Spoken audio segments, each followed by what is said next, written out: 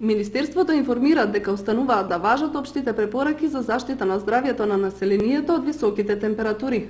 Во текот на ваквите екстремно топли денови да се остане во затворени простории, пред се климатизирани.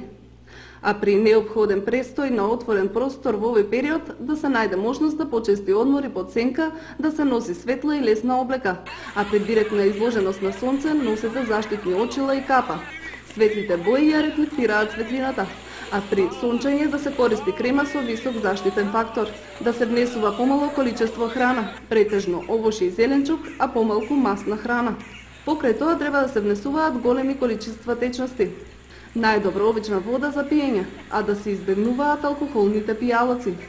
При влегување во возило, потребно е тоа одреден период да се проветри, а хроничните болни лица редовно да ја земаат препишаната терапија во консултација со матичните лекари.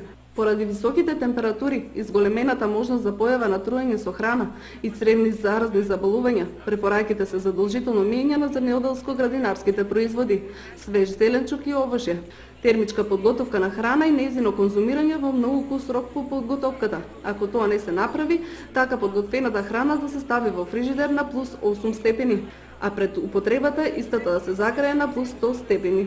Да се избегнуваат производи кои термички не се обработени како мајонез од домашни јајца, а внимателно да се конзумира сладолед и